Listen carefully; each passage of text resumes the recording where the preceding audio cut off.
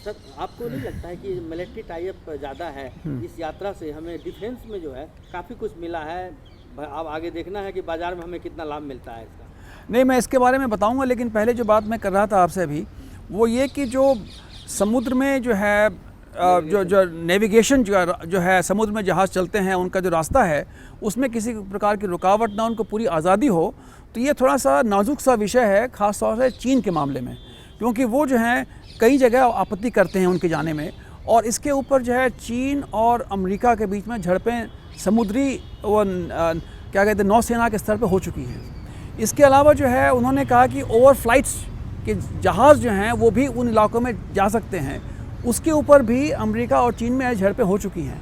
तो मतलब एक प्रकार से हमने ये बात माना कि समुद्र में जैसे आवाजाही की पूरी आज़ादी है, ओवर फ्लाइट्स की पूरी आज़ादी है, तो जो जैसे चीन के जो विश्लेषक जो हैं वो इसको देखेंगे कि इसका मतलब ये है कि शायद भारत का रुझान अमेरिका की तरफ है, ऐसा मतलब इस प्रकार का वो सोचेंगे और सोच सकते हैं।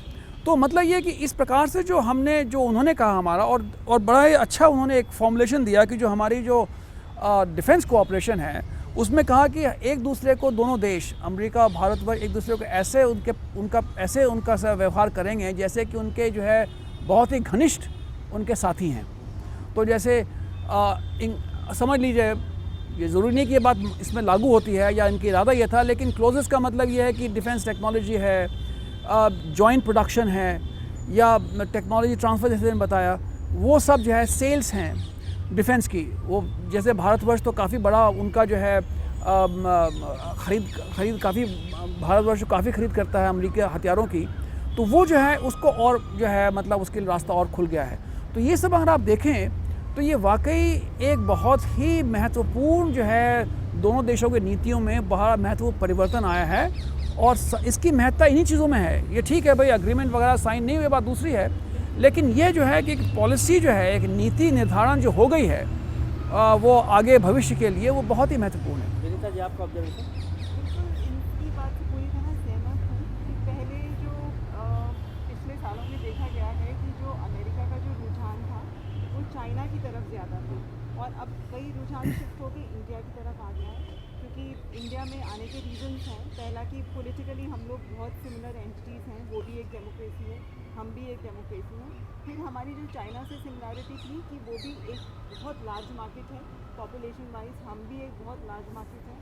और अब जो नई मोदी जी की विजन स्टेटमेंट है, make in India, made in India and make in India, तो स्किल डेवलपमेंट का जो उसका रेफरेंस है या जो स्ट्रेस है, उससे दोनों चीज़ों में, हमें तीनों चीज़ों में फ़ायदा होगा, पॉलिटिकली भी, इकोनॉमिकली भी। एंड जो हमारी जो सबसे बड़ी स्ट्रेंथ है, मुझे लगता है चाइना के, अगर हमें चाइना से मिलाया जाता रहता है लगभग हमेशा, तो चाइना के रेफरेंस में जो हमारी सबसे बड़ी स्ट्रेंथ मुझे नज़र आती है कि जो चाइना है, आप देखिएगा कि चाइना पॉलिटिकली अभी उतना इवॉल्व नहीं है जितना कि इंडिया है। उनमें इकोनॉमिक लिबरलाइजेशन पहले आ गया और पॉलिटिकल इवॉल्वमेंट बाद में हुई, और इंडिया में जो नेचुरल कोर्स ऑफ थिंग्स है कि पॉलिटिकली आप पहले मैच्योर होइए, पॉलिटिकली आप पहले इवॉल्व होइए, और इकोनॉमी शुड फॉलो दैट। तो हम जिस डायरेक्शन में जा रहे हैं, मुझे लगता है बड़ी सही डायरेक्शन में जा रहे हैं, और चीज़ें they will definitely fall into their own place in the due course of time, they already are. And जो लॉन्ग टर्म विजन नज़र आती है इस जॉइंट बायलैटरलिज्म और पार्टनरशिप से, it is very very helpful. हाँ, मुझे लगता है कि विनीता जी जो बात कह रही थी, मैं भी उसी को आगे बढ़ाना चाहूँगा। अब देखिए, होता क्या है कि जब आप जिस लेवल पर, जितना बड़े पैमाने पर जो है एक मेजॉरिटी के साथ मोदी सरकार जो है सत्ता में है, इसका एक अंतर्राष्ट्रीय जो है परिदृश्य में भी बहुत ही तगड़ा मैसेज गया है। इसके बाद से प्रधानमंत्री की जो विदेश यात्राएं शुरू हुई, तो जाहिर सी बात है कि इस पूरे डेवलपमेंट पर अमेरिका की पहले से नज़र बनी हुई थी। और अभी जो हम लोग विजन डॉक्यूमेंट में जो जिस तरह की भाषा लिखी गई है, जिस तरह की पॉलिसी पर अब आगे बढ़ने की बातचीत हो रही है, ये इसमें बड़ी गहराई है। अब अमेरिका ने आपको अपने साथ एक क्लोजेस्ट पार्टनर के तौर पर एक्सेप्ट करना शुरू किया है। अब वो जानता है कि चाइना ही नहीं, भारत एक बहुत बड़ा बाजार है, भारत एक उभरती हुई आर्थिक ताकत है, और हम इसको इग्नोर नहीं कर सकते। अमेरिका को अगर दक्षिण एशिया में अपने आप को मजबूत करना है तो उससे भारत के साथ अपने जो रिश्ते हैं वो निश्चित रूप से मजबूत करने पड़ेंगे और वो आगे का भविष्य देख रहा है। अब ऐसे में प्रधानमंत्री नरेंद्र मोदी की जो यात्रा है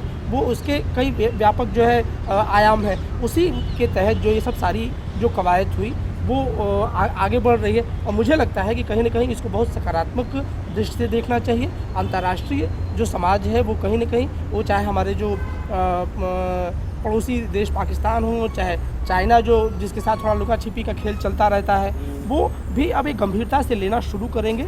और सबसे बड़ी बात है कि एक जो कहना चाहिए कि भाई अमेरिका सबसे पुराना लोकतंत्र है, भारत सबसे बड़ा लोकतंत्र है, तो दोनों का जो एक आपस में जो मिलन हुआ है ये आगे चल करके इसमें एक बृहत्तर स्तर पर मुझे लगता है कि ये चीज़ें आगे बढ़ेंगी और पॉलिसी के लेवल पर अब जो है जो एक ये था कि भाई हम आपको सपोर्ट करेंगे, अब ये हो गया है कि अब हम दोनों साथ साथ चलेंगे एज ए क्लोजेस्ट पार्टनर। ये अपने आप में इस यात्रा से एक बहुत बड़ा संदेश निकल करके बाहर आया और है। 3 चीज़ें बड़ी सिमिलर और भी नज़र आती हैं उन दोनों कंट्रीज में, ट्रांसपेरेंसी जी बिल्कुल, फ्रीडम ऑफ स्पीच हाँ। And democracy. हाँ डेमोक्रेसी तो बिल्कुल है। हम सारे मेहमानों को थोड़ी देर के लिए रोकेंगे Okay. क्योंकि हम सोचते हैं कि Okay. ब्रेक ले लिया जाए। अब वक्त हो चला है एक छोटे से ब्रेक का, बने रहिए हमारे साथ क्योंकि सारे मेहमान हमारे साथ आगे भी मौजूद रहेंगे और बातचीत करते रहेंगे। बने रहिए हमारे साथ, जल्द ही लौटेंगे। एक मैं